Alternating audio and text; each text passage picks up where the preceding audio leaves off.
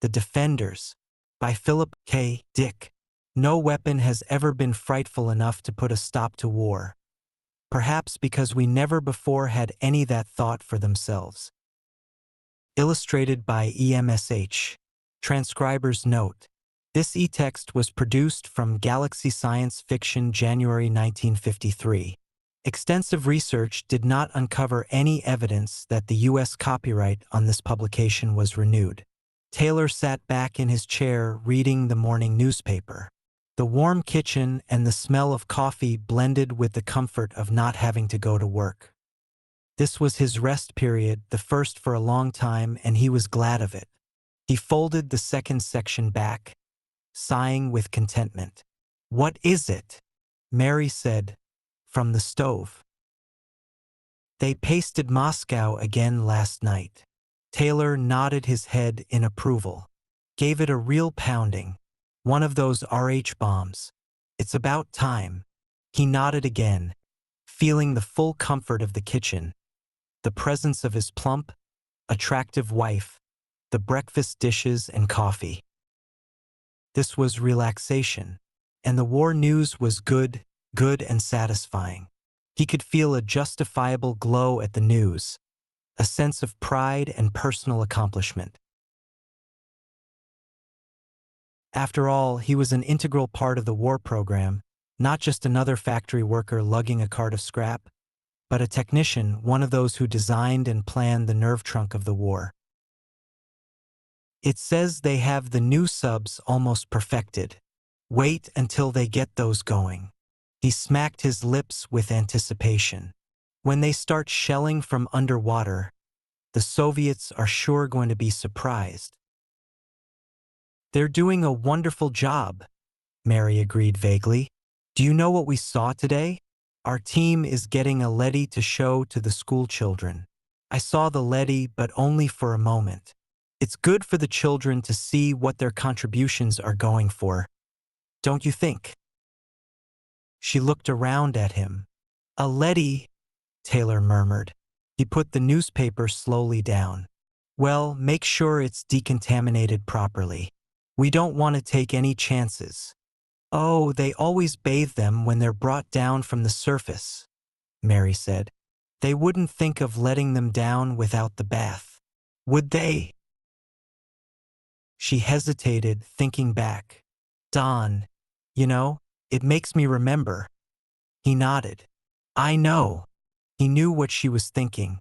Once in the very first weeks of the war, before everyone had been evacuated from the surface, they had seen a hospital train discharging the wounded, people who had been showered with sleet. He remembered the way they had looked, the expression on their faces, or as much of their faces as was left. It had not been a pleasant sight. There had been a lot of that at first, in the early days before the transfer to undersurface was complete. There had been a lot, and it hadn't been very difficult to come across it. Taylor looked up at his wife. She was thinking too much about it the last few months. They all were. "Forget it," he said. "It's all in the past. There isn't anybody up there now but the leadys, and they don't mind. But just the same, I hope they're careful when they let one of them down here. If one were still hot." He laughed, pushing himself away from the table. "Forget it. This is a wonderful moment. I'll be home for the next 2 shifts. Nothing to do but sit around and take things easy. Maybe we can take in a show." "Okay." "A show? Do we have to? I don't like to look at all the destruction, the ruins. Sometimes I see someplace I remember, like San Francisco. They showed a shot of San Francisco, the bridge broken and fallen in the water, and I got upset. I don't like to watch." "But don't you want to know what's going on? No human beings are getting hurt, you know. But it's so awful." Her face was set and strained. "Please no, Don." Don Taylor picked up his newspaper sullenly. "All right, but there isn't a hell of a lot else to do. And don't forget, their cities are getting it even worse." She nodded. Taylor turned the rough, thin sheets of newspaper. His good mood had soured on him. Why did she have to fret all the time? They were pretty well off as things went.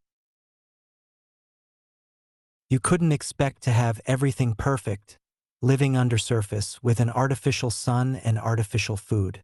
Naturally, it was a strain, not seeing the sky or being able to go any place or see anything other than metal walls, great roaring factories, the plant yards, barracks. But it was better than being on surface. And someday it would end and they could return. Nobody wanted to live this way, but it was necessary. He turned the page angrily and the poor paper ripped. Damn it, the paper was getting worse quality all the time, bad print, yellow tint. Well, they needed everything for the war program. He ought to know that. Wasn't he one of the planners? He excused himself and went into the other room. The bed was still unmade. They had better get it in shape before the 7th-hour inspection. There was a 1-unit fine. The vidphone rang. He halted. Who would it be? He went over and clicked it on. Taylor, the face said, forming into place. It was an old face, gray and grim.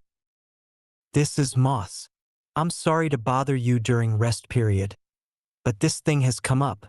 He rattled papers. I want you to hurry over here. Taylor stiffened. What is it? There's no chance it could wait. The calm gray eyes were studying him, expressionless, unjudging. If you want me to come down to the lab, Taylor grumbled. I suppose I can. I'll get my uniform. No. Come as you are, and not to the lab. Meet me at 2nd stage as soon as possible. It'll take you about a half-hour using the fast car up. I'll see you there. The picture broke and Moss disappeared. What was it? Mary said at the door. Moss. He wants me for something. I knew this would happen. Well, you didn't want to do anything anyhow. What does it matter? His voice was bitter. It's all the same every day.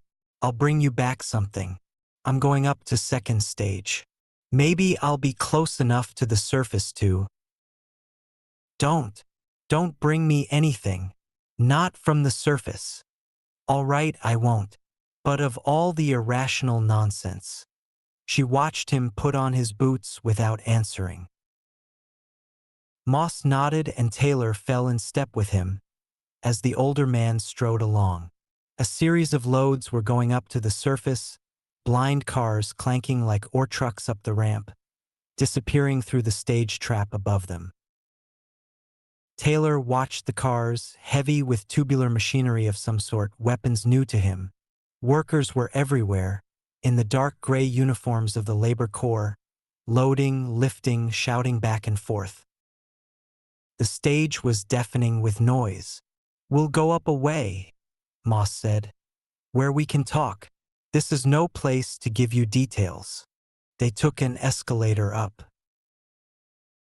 The commercial lift fell behind them, and with it most of the crashing and booming. Soon they emerged on an observation platform, suspended on the side of the tube, the vast tunnel leading to the surface, not more than half a mile above them now. My God, Taylor said, looking down the tube involuntarily. It's a long way down. Moss laughed. Don't look. They opened a door and entered an office.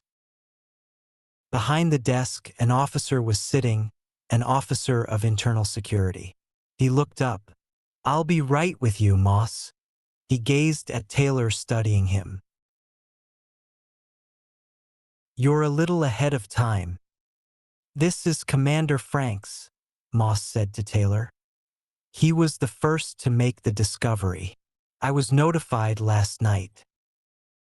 He tapped a parcel he carried. I was let in because of this. Franks frowned at him and stood up. We're going up to 1st stage. We can discuss it there. 1st stage, Taylor repeated nervously.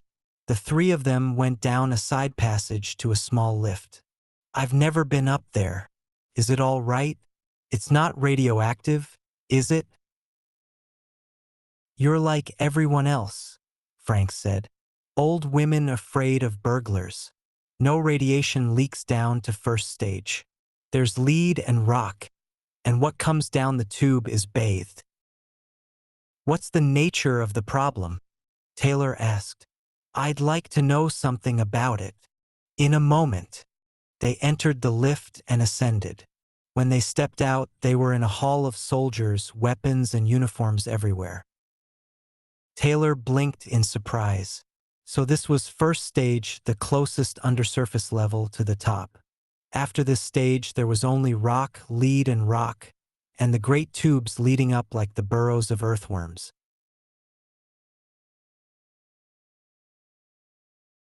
Lead and rock, and above that, where the tubes opened, the great expanse that no living being had seen for 8 years, the vast, endless ruin that had once been man's home, the place where he had lived 8 years ago.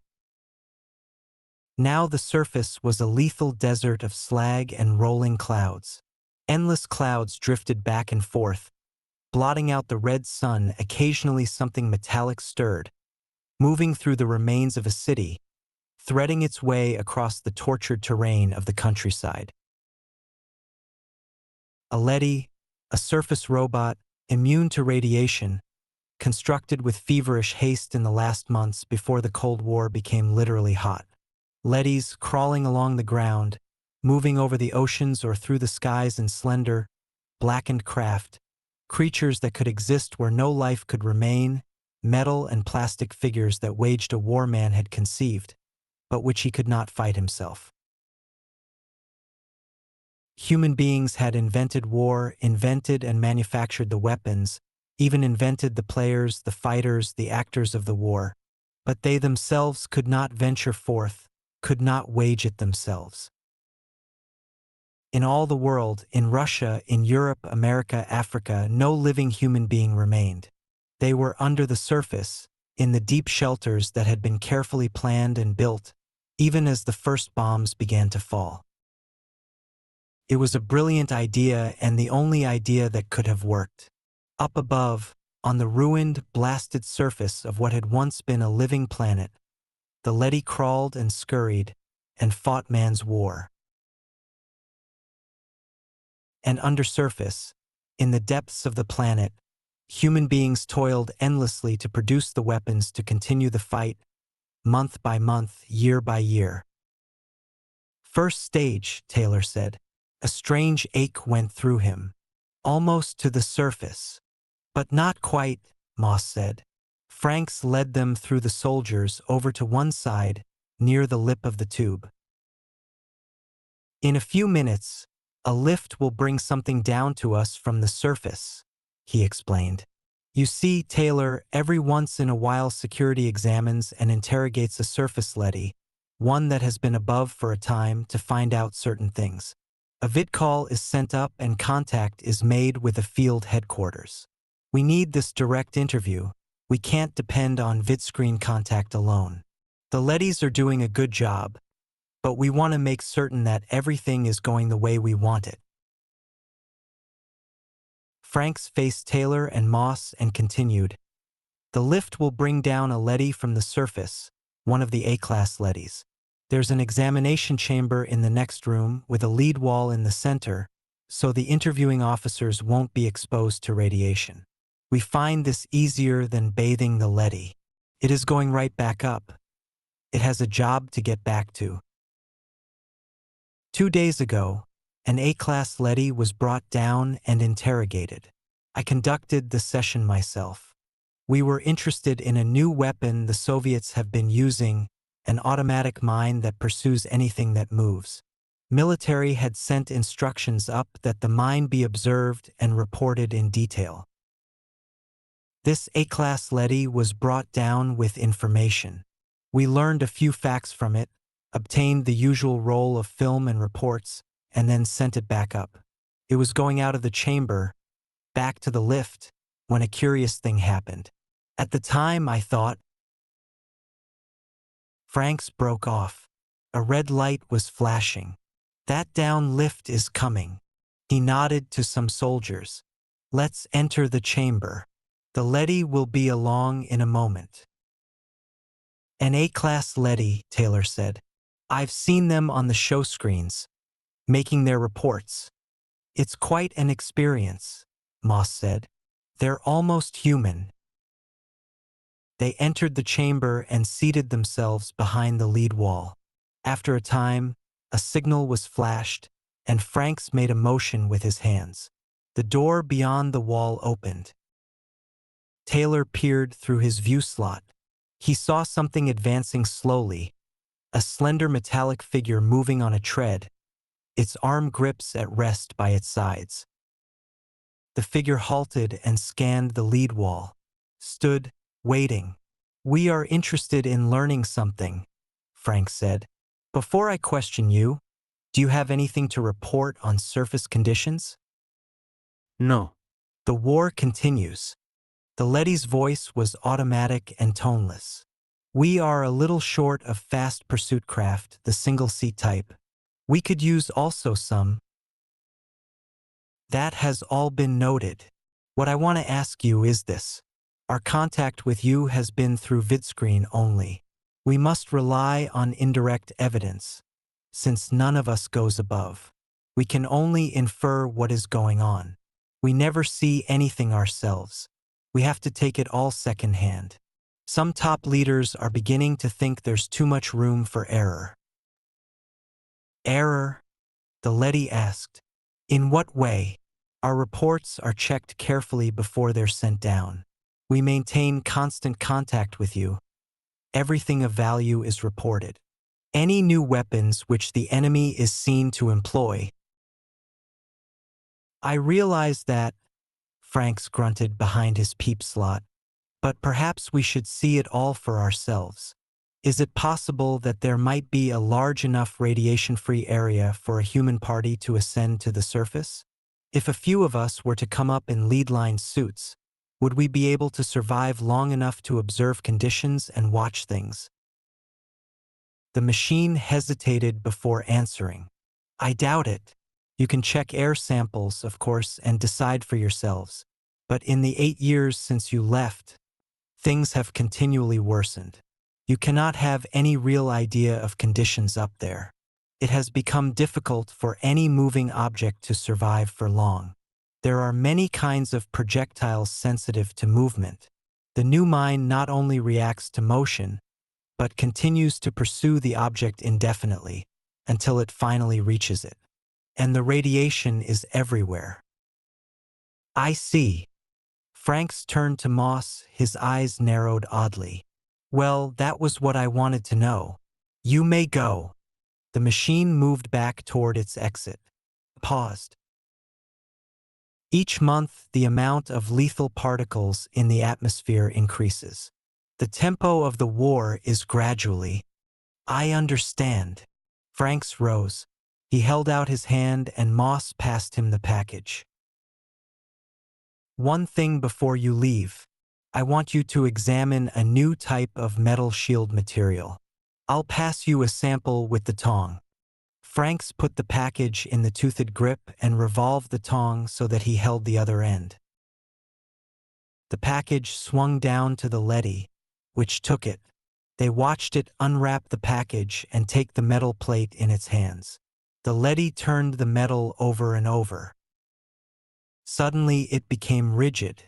All right, Frank said. He put his shoulder against the wall and a section slid aside. Taylor gasped. Franks and Moss were hurrying up to the leady. Good God, Taylor said.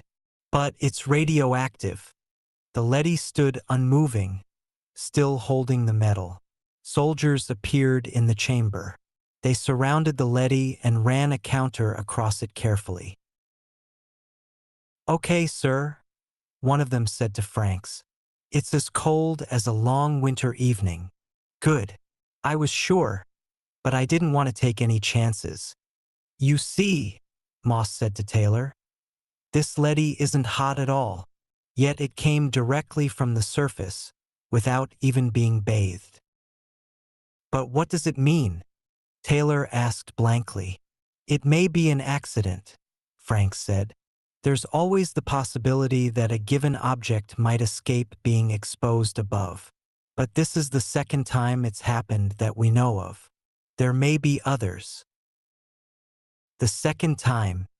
The previous interview was when we noticed it. The leady was not hot. It was cold, too, like this one. Moss took back the metal plate from the leady's hands. He pressed the surface carefully and returned it to the stiff, unprotesting fingers. We shorted it out with this so we could get close enough for a thorough check. It'll come back on in a second now. We had better get behind the wall again. They walked back and the lead wall swung closed behind them. The soldiers left the chamber. 2 periods from now, Frank said softly. An initial investigating party will be ready to go surface side. We're going up the tube in suits, up to the top, the first human party to leave undersurface in 8 years. It may mean nothing, Moss said, but I doubt it. Something's going on. Something strange. The leady told us no life could exist above without being roasted. The story doesn't fit. Taylor nodded. He stared through the peep slot at the immobile metal figure. Already the leady was beginning to stir. It was bent in several places, dented and twisted, and its finish was blackened and charred. It was a leady that had been up there a long time. It had seen war and destruction, ruin so vast that no human being could imagine the extent. It had crawled and slunk in a world of radiation and death, a world where no life could exist. And Taylor had touched it. "You're going with us," Frank said suddenly. "I want you along. I think the 3 of us will go." Mary faced him with a sick and frightened expression. "I know it. You're going to the surface, aren't you?" She followed him into the kitchen. Taylor sat down, looking away from her. "It's a classified project," he evaded. "I can't tell you anything about it. You don't have to tell me. I know. I knew it the moment you came in. There was something on your face, something I haven't seen there for a long, long time. It was an old look." She came toward him. "But how can they send you to the surface?" She took his face in her shaking hands, making him look at her. There was a strange hunger in her eyes. "Nobody can live up there. Look at this." She grabbed up a newspaper and held it in front of him. "Look at this photograph. America, Europe, Asia, Africa, nothing but ruins. We've seen it every day on the show screens. All destroyed, poisoned, and they're sending you up. Why? No living thing can get by up there, not even a weed or grass. They've wrecked the surface, haven't they? Haven't they?" Taylor stood up. "It's an order. I know nothing about it. I was told to report to join a scout party. That's all I know." He stood for a long time, staring ahead. Slowly, he reached for the newspaper and held it up to the light. "It looks real," he murmured. Ruïns, deadness, slag. "It's convincing. All the reports, photographs, films, even air samples. Yet we haven't seen it for ourselves, not after the first months." "What are you talking about?" "Nothing." He put the paper down. "I'm leaving early after the next sleep period. Let's turn in." Mary turned away, her face hard and harsh. "Do what you want. We might just as well all go up and get killed at once, instead of dying slowly down here, like vermin in the ground." He had not realized how resentful she was. Were they all like that? How about the workers toiling in the factories, day and night, endlessly?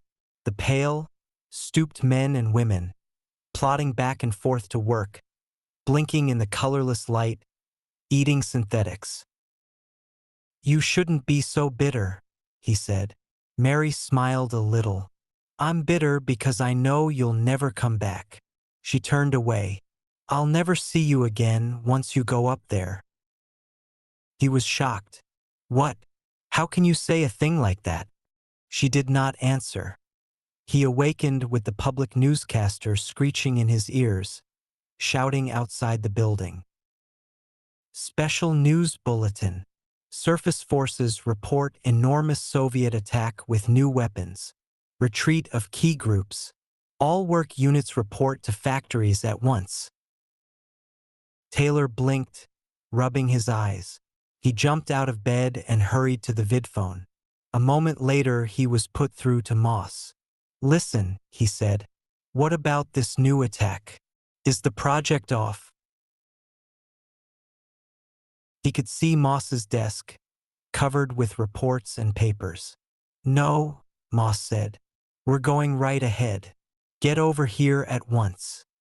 But don't argue with me. Moss held up a handful of surface bulletins, crumpling them savagely. This is a fake. Come on. He broke off. Taylor dressed furiously, his mind in a daze. Half an hour later, he leaped from a fast car and hurried up the stairs into the synthetics building. The corridors were full of men and women rushing in every direction. He entered Moss's office. There you are, Moss said, getting up immediately. Franks is waiting for us at the outgoing station. They went in a security car, the siren screaming. Workers scattered out of their way. What about the attack? Taylor asked. Moss braced his shoulders. We're certain that we've forced their hand. We've brought the issue to a head. They pulled up at the station link of the tube and leaped out. A moment later, they were moving up at high speed toward the first stage. They emerged into a bewildering scene of activity. Soldiers were fastening on lead suits, talking excitedly to each other, shouting back and forth. Guns were being given out, instructions passed. Taylor studied one of the soldiers. He was armed with the dreaded Bender pistol, the new snub-nosed hand weapon that was just beginning to come from the assembly line. Some of the soldiers looked a little frightened. I hope we're not making a mistake, Moss said, noticing his gaze. Franks came toward them. Here's the program. The three of us are going up first, alone. The soldiers will follow in 15 minutes. What are we going to tell the leadys? Taylor worriedly asked. We'll have to tell them something. We want to observe the new Soviet attack. Franks smiled ironically. Since it seems to be so serious, we should be there in person to witness it. And then what? Taylor said. That'll be up to them. Let's go.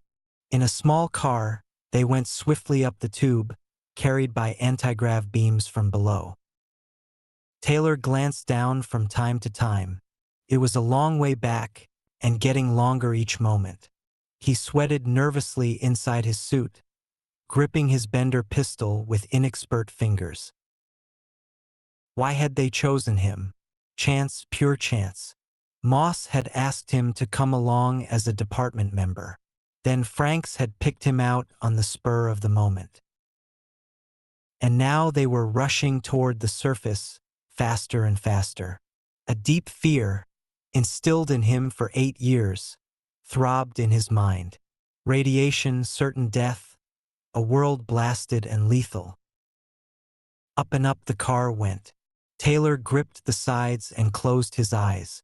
Each moment they were closer, the first living creatures to go above the first stage, up the tube past the lead and rock, up to the surface. The phobic horror shook him in waves. It was death. They all knew that. Hadn't they seen it in the films 1,000 times? The cities, the sleet coming down, the rolling clouds. It won't be much longer, Frank said. We're almost there. The surface tower is not expecting us. I gave orders that no signal was to be sent. The car shot up, rushing furiously. Taylor's head spun. He hung on, his eyes shut. Up and up. The car stopped. He opened his eyes. They were in a vast room, fluorescent lit, a cavern filled with equipment and machinery, endless mounds of material piled in row after row. Among the stacks, leadys were working silently, pushing trucks and handcarts. Leadys, Moss said. His face was pale. Then we're really on the surface.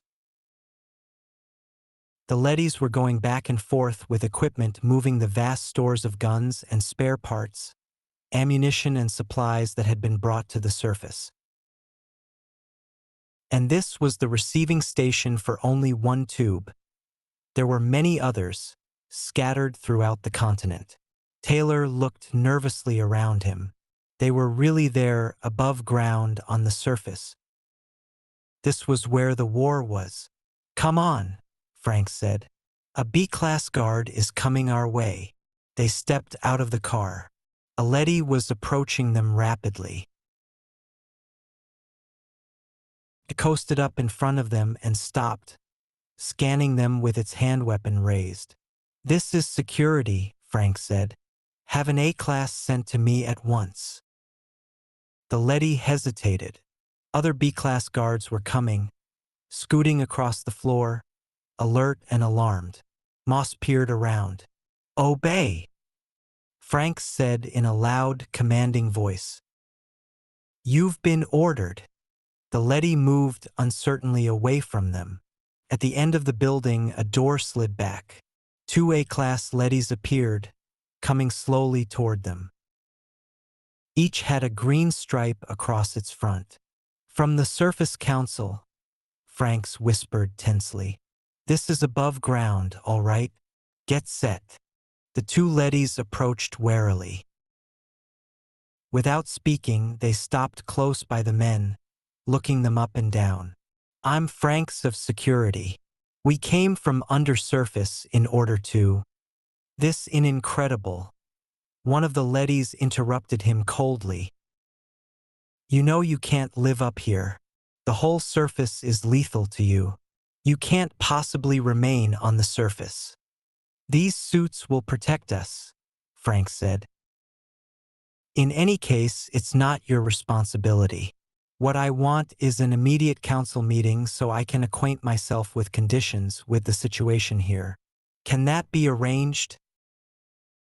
You human beings can't survive up here, and the new Soviet attack is directed at this area. It is in considerable danger. We know that. Please assemble the council. Franks looked around him at the vast room, lit by recessed lamps in the ceiling. An uncertain quality came into his voice. Is it night or day right now? Night, one of the A-class leadys said after a pause. Dawn is coming in about 2 hours. Franks nodded.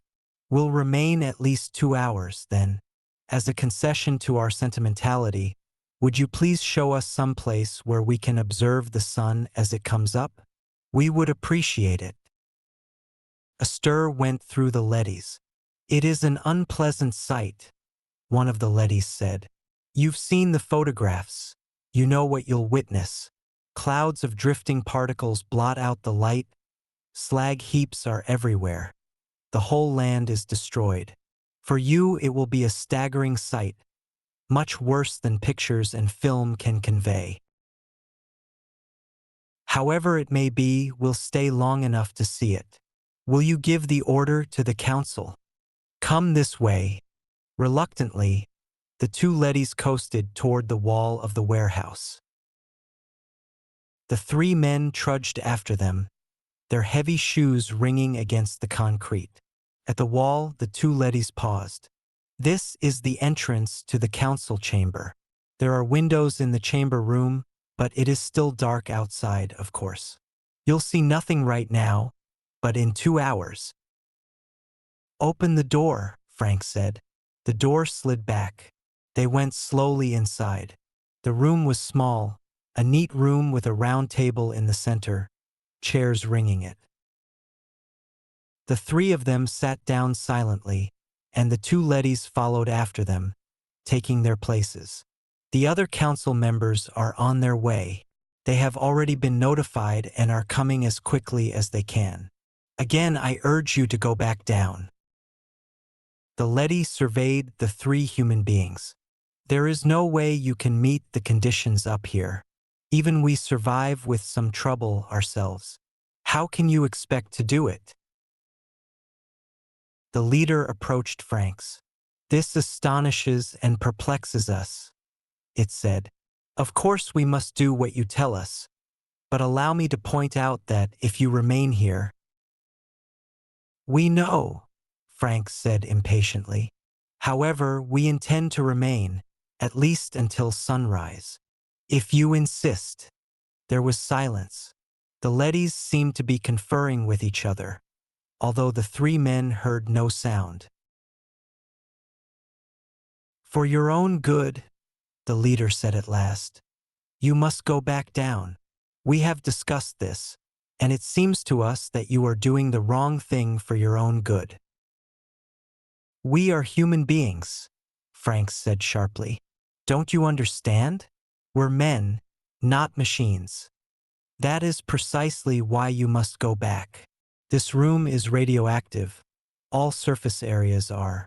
We calculate that your suits will not protect you for over 50 more minutes.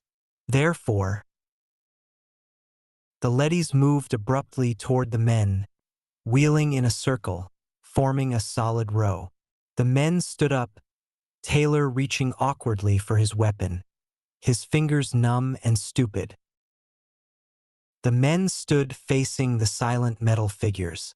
We must insist, the leader said, its voice without emotion. We must take you back to the tube and send you down on the next car. I am sorry, but it is necessary. What'll we do? Moss said nervously to Franks. He touched his gun. Shall we blast them?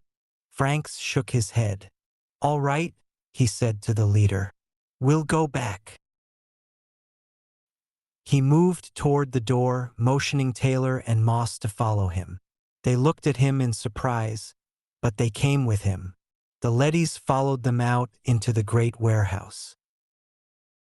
Slowly they moved toward the tube entrance, none of them speaking. At the lip, Franks turned.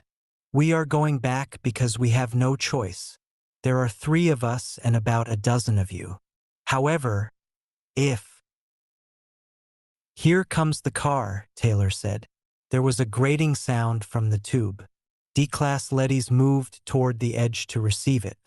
I am sorry, the leader said, but it is for your protection. We are watching over you literally. You must stay below and let us conduct the war. In a sense, it has come to be our war. We must fight it as we see fit. The car rose to the surface. 12 soldiers, armed with Bender pistols, stepped from it and surrounded the 3 men. Moss breathed a sigh of relief. Well, this does change things. It came off just right. The leader moved back, away from the soldiers. It studied them intently, glancing from one to the next, apparently trying to make up its mind. At last it made a sign to the other leadys. They coasted aside and a corridor was opened up toward the warehouse. Even now, the leader said, we could send you back by force, but it is evident that this is not really an observation party at all.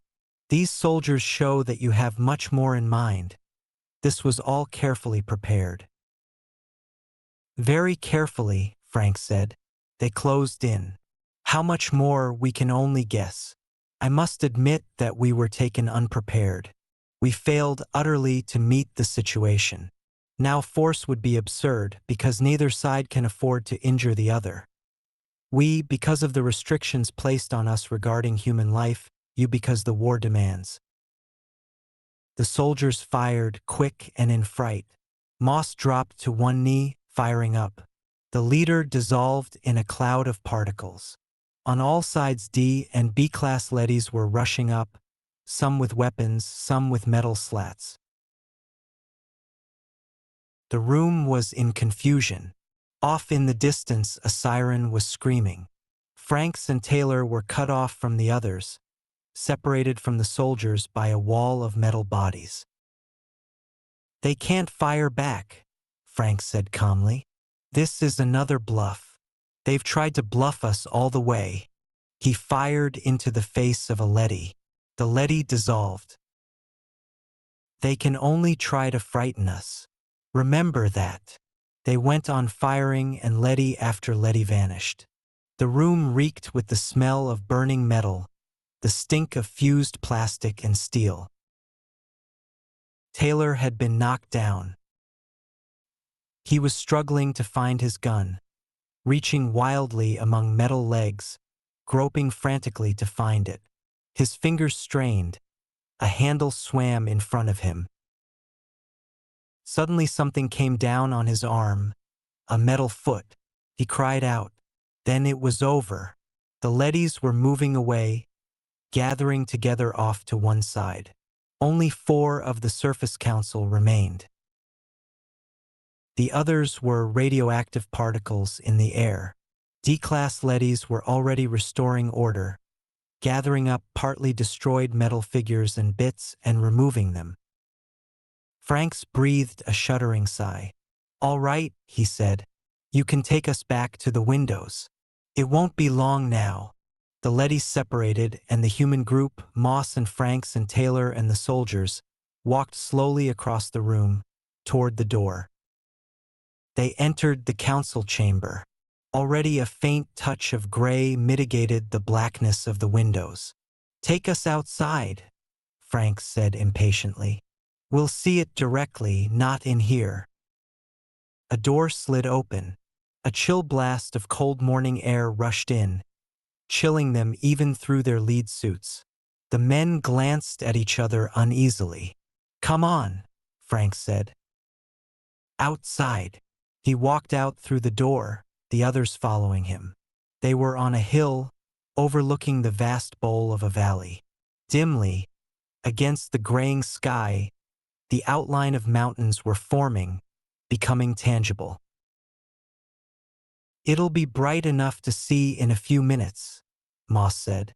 He shuddered as a chilling wind caught him and moved around him. "It's worth it, really worth it, to see this again after 8 years. Even if it's the last thing we see." "Watch," Frank snapped. They obeyed, silent and subdued. The sky was clearing, brightening each moment. Some place far off, echoing across the valley, a rooster crowed. "A chicken," Taylor murmured. "Did you hear?" Behind them, the leadys had come out and were standing silently, watching too. The gray sky turned to white and the hills appeared more clearly. Light spread across the valley floor, moving toward them. "God in heaven!" Franks exclaimed. Trees, trees and forests. A valley of plants and trees, with a few roads winding among them. Farmhouses, a windmill, a barn far down below them. "Look!" Moss whispered. Color came into the sky. The sun was approaching. Birds began to sing. Not far from where they stood, the leaves of a tree danced in the wind. Franks turned to the row of leadys behind them. 8 years. We were tricked. There was no war. As soon as we left the surface. Yes, an A-class leady admitted. As soon as you left, the war ceased. You're right, it was a hoax. You worked hard undersurface, sending up guns and weapons, and we destroyed them as fast as they came up. "But why?" Taylor asked, dazed. He stared down at the vast valley below. "Why?" "You created us," the leady said, "to pursue the war for you, while you human beings went below the ground in order to survive. But before we could continue the war, it was necessary to analyze it to determine what its purpose was. We did this, and we found that it had no purpose except perhaps in terms of human needs. Even this was questionable. We investigated further. We found that human cultures pass through phases, each culture in its own time. As the culture ages and begins to lose its objectives, conflict arises within it between those who wish to cast it off and set up a new culture pattern, and those who wish to retain the old with as little change as possible. At this point, a great danger appears. The conflict within threatens to engulf the society in self-war, group against group. The vital traditions may be lost, not merely altered or reformed, but completely destroyed in this period of chaos and anarchy. We have found many such examples in the history of mankind. It is necessary for this hatred within the culture to be directed outward, toward an external group, so that the culture itself may survive its crisis. War is the result. War, to a logical mind, is absurd. But in terms of human needs, it plays a vital role. And it will continue to until man has grown up enough so that no hatred lies within him. Taylor was listening intently. Do you think this time will come? Of course. It has almost arrived now. This is the last war. Man is almost united into one final culture, a world culture.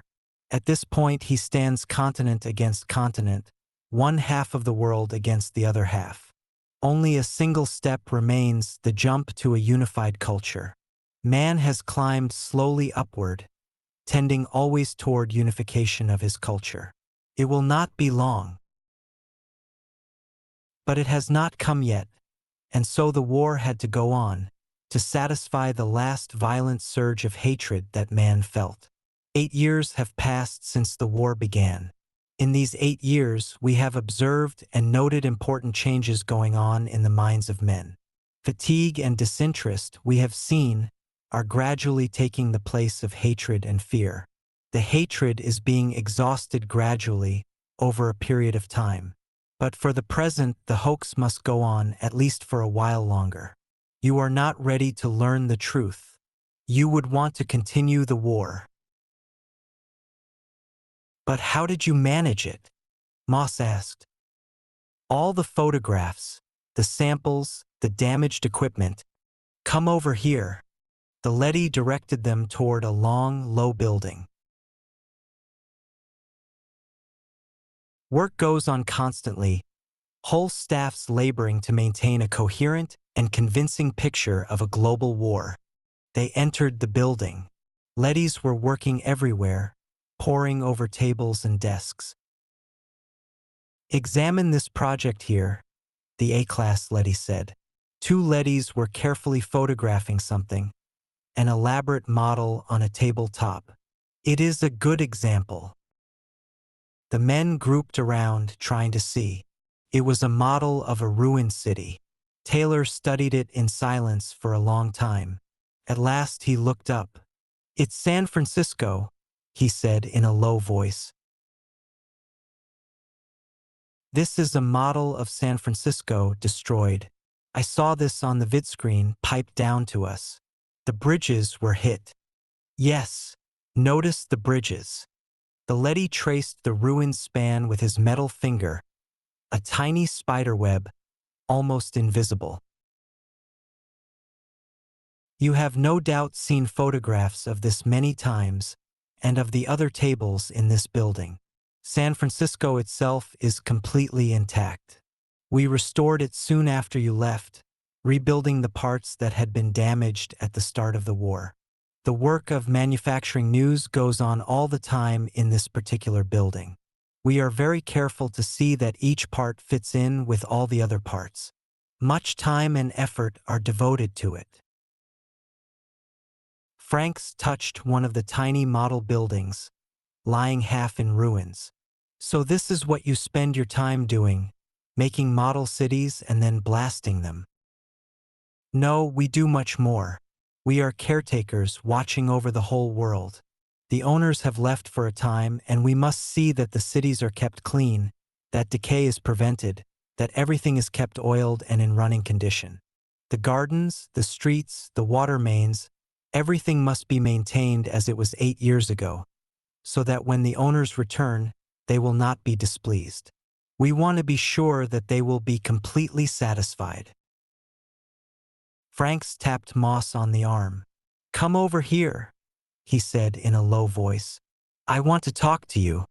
He led Moss and Taylor out of the building, away from the leadys, outside on the hillside. The soldiers followed them. The sun was up and the sky was turning blue. The air smelled sweet and good, the smell of growing things. Taylor removed his helmet and took a deep breath. "I haven't smelled that smell for a long time," he said. "Listen," Frank said, his voice low and hard. "We must get back down at once. There's a lot to get started on. All this can be turned to our advantage." "What do you mean?" Moss asked. "It's a certainty that the Soviets have been tricked too, the same as us. But we have found out. That gives us an edge over them." "I see." Moss nodded. "We know, but they don't. Their Surface Council has sold out the same as ours. It works against them the same way. But if we could, with 100 top-level men, we could take over again, restore things as they should be. It would be easy." Moss touched him on the arm. An A-class leady was coming from the building toward them. "We've seen enough," Frank said, raising his voice. "All this is very serious. It must be reported below and a study made to determine our policy." The leady said nothing. Franks waved to the soldiers. "Let's go." He started toward the warehouse. Most of the soldiers had removed their helmets. Some of them had taken their lead suits off, too, and were relaxing comfortably in their cotton uniforms. They stared around them, down the hillside at the trees and bushes, the vast expanse of green, the mountains and the sky. "Look at the sun," one of them murmured. "It sure is bright as hell," another said. "We're going back down," Frank said. "Fall in by twos and follow us." Reluctantly, the soldiers regrouped. The leadys watched without emotion as the men marched slowly back toward the warehouse. Franks and Moss and Taylor led them across the ground, glancing alertly at the leadys as they walked. They entered the warehouse. D-class leadys were loading material and weapons on surface carts. Cranes and derricks were working busily everywhere. The work was done with efficiency, but without hurry or excitement. The men stopped, watching. Leadys operating the little carts moved past them, signaling silently to each other. Guns and parts were being hoisted by magnetic cranes and lowered gently onto waiting carts. "Come on," Frank said. He turned toward the lip of the tube. A row of D-class leadys was standing in front of it, immobile and silent. Frank stopped, moving back. He looked around. An A-class leady was coming toward him. "Tell them to get out of the way," Frank said. He touched his gun. "You had better move them." Time passed, an endless moment, without measure. The men stood, nervous and alert, watching the row of leadys in front of them. "As you wish," the A-class leady said. It signaled and the D-class leadys moved into life. They stepped slowly aside. Moss breathed a sigh of relief. "I'm glad that's over," he said to Franks. "Look at them all. Why don't they try to stop us? They must know what we're going to do." Franks laughed. "Stop us? You saw what happened when they tried to stop us before. They can't. They're only machines. We built them so they can't lay hands on us, and they know that." His voice trailed off. The men stared at the tube entrance.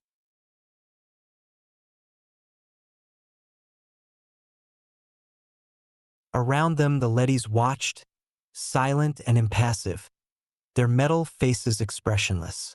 For a long time the men stood without moving. At last Taylor turned away. "Good God," he said. He was numb, without feeling of any kind. The tube was gone. It was sealed shut, fused over. Only a dull surface of cooling metal greeted them. The tube had been closed. Franks turned, his face pale and vacant. The A-class leady shifted. As you can see, the tube has been shut. We were prepared for this. As soon as all of you were on the surface, the order was given. If you had gone back when we asked you, you would now be safely down below. We had to work quickly because it was such an immense operation. But why? Moss demanded angrily. Because it is unthinkable that you should be allowed to resume the war. With all the tubes sealed, it will be many months before forces from below can reach the surface, let alone organize a military program. By that time, the cycle will have entered its last stages. You will not be so perturbed to find your world intact. We had hoped that you would be undersurface when the sealing occurred. Your presence here is a nuisance. When the Soviets broke through, we were able to accomplish their sealing without. The Soviets? They broke through. Several months ago, they came up unexpectedly to see why the war had not been won. We were forced to act with speed. At this moment, they are desperately attempting to cut new tubes to the surface, to resume the war. We have, however, been able to seal each new one as it appears. The leady regarded the three men calmly. We're cut off, Moss said, trembling. We can't get back. What'll we do? How did you manage to seal the tube so quickly? Franks asked the leady. We've been up here only 2 hours. Bombs are placed just above the first stage of each tube for such emergencies. They are heat bombs. They fuse lead and rock. Gripping the handle of his gun, Franks turned to Moss and Taylor. What do you say? We can't go back, but we can do a lot of damage, the 15 of us. We have Bender guns. How about it? He looked around. The soldiers had wandered away again, back toward the exit of the building. They were standing outside, looking at the valley and the sky. A few of them were carefully climbing down the slope. Would you care to turn over your suits and guns? The A-class leady asked politely. The suits are uncomfortable and you'll have no need for weapons. The Russians have given up theirs, as you can see. Fingers tensed on triggers. For men in Russian uniforms were coming toward them from an aircraft that they suddenly realized had landed silently some distance away. Let them have it, Franks shouted. They are unarmed, said the leady. We brought them here so you could begin peace talks. We have no authority to speak for our country, Moss said stiffly. We do not mean diplomatic discussions, the leady explained. There will be no more. The working out of daily problems of existence will teach you how to get along in the same world. It will not be easy, but it will be done. The Russians halted and they faced each other with raw hostility. I am Colonel Borodoy and I regret giving up our guns, the senior Russian said. You could have been the first Americans to be killed in almost 8 years. Or the first Americans to kill, Franks corrected. No one would know of it except yourselves, the leady pointed out. It would be useless heroism. Your real concern should be surviving on the surface.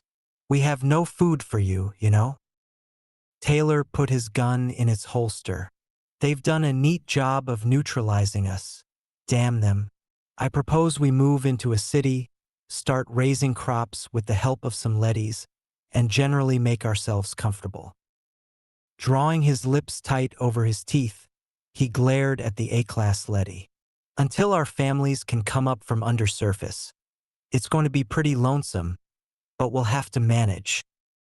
If I may make a suggestion, said another Russian uneasily. We tried living in a city. It is too empty. It is also too hard to maintain for so few people. We finally settled in the most modern village we could find. Here in this country, a third Russian blurted. We have much to learn from you. The Americans abruptly found themselves laughing. You probably have a thing or two to teach us yourselves, said Taylor generously, though I can't imagine what. The Russian colonel grinned. Would you join us in our village? It would make our work easier and give us company. Your village, snapped Franks. It's American, isn't it? It's ours. The leady stepped between them. When our plans are completed, the term will be interchangeable. Ours will eventually mean mankind's. Pointed at the aircraft which was warming up. The ship is waiting. Will you join each other in making a new home?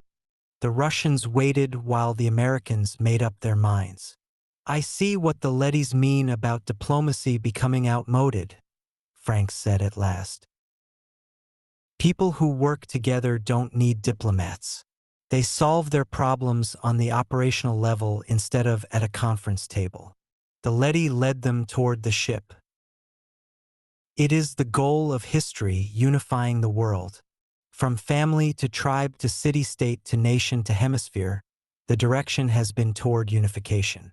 Now the hemispheres will be joined and… Taylor stopped listening and glanced back at the location of the tube. Mary was undersurface there.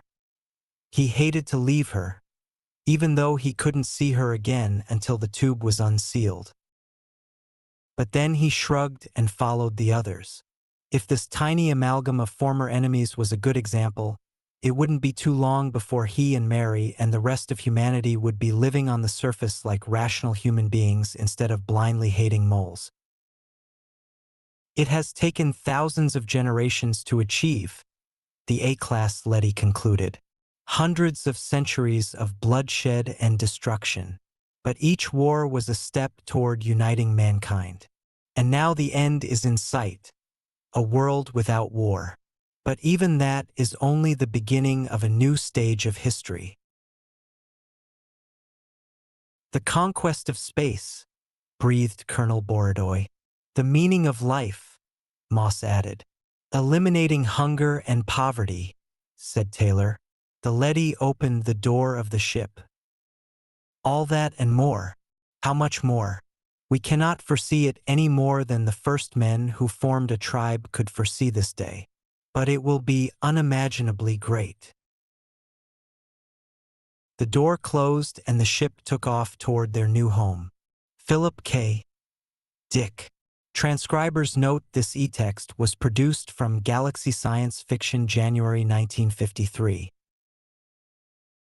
Extensive research did not uncover any evidence that the U.S. copyright on this publication was renewed. Minor spelling and typographical errors have been corrected without note. Check out our playlist for more audiobooks.